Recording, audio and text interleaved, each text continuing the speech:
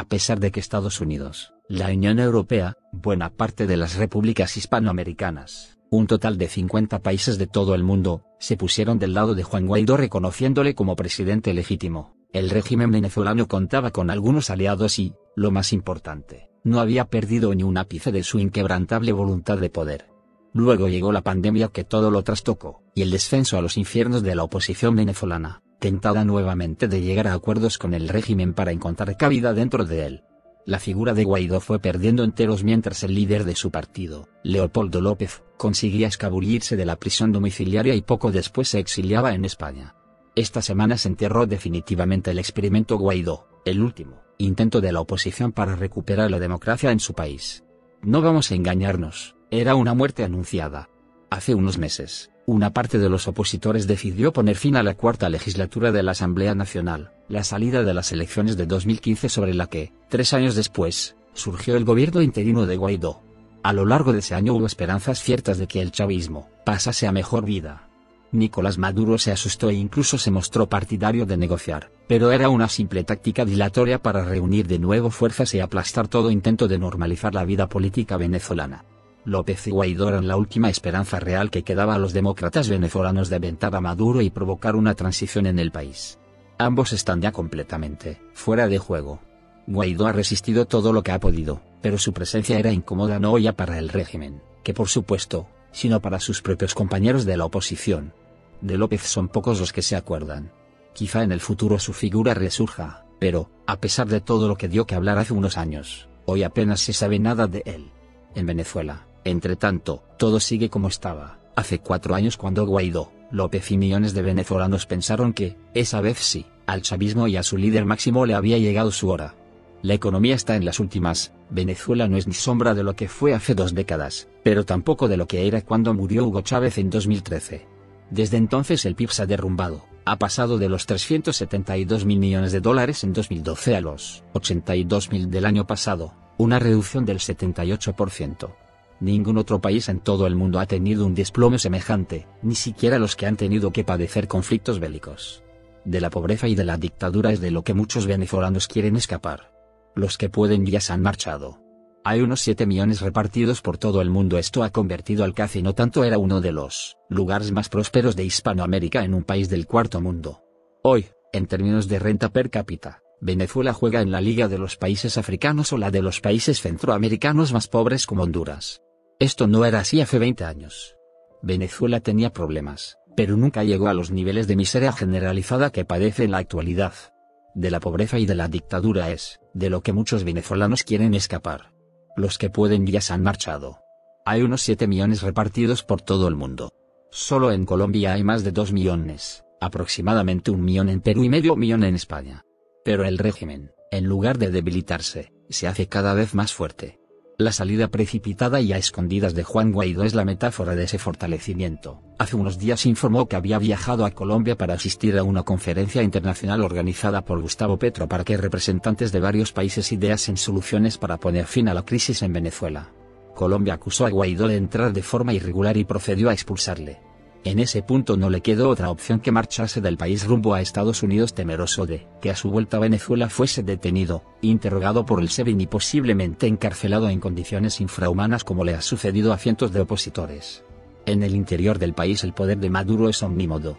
Controla la prensa con mano de hierro y no admite disidencia. La democracia y el Estado de Derecho desaparecieron en Venezuela hace ya muchos años.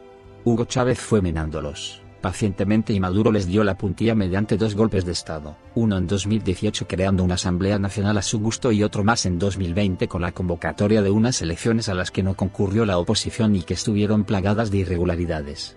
2 años antes, Maduro se había asegurado la reelección en otra farsa electoral que no fue reconocida ni por las Naciones Unidas.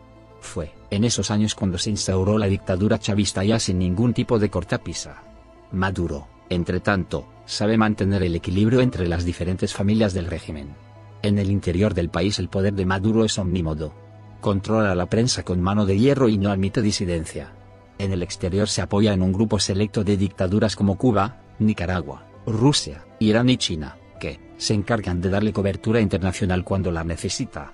Para la extrema izquierda europea y estadounidense el chavismo sigue manteniendo buena parte de su atractivo. Lo mismo sucede en Hispanoamérica, donde ha ido ganando aliados inesperados en los nuevos gobiernos de izquierda como el de Petro en Colombia o el de Boric en Chile. La nueva situación geopolítica ha corrido también en su ayuda. La guerra de Ucrania y los problemas energéticos que se han derivado de ella le han vuelto a poner en el mapa.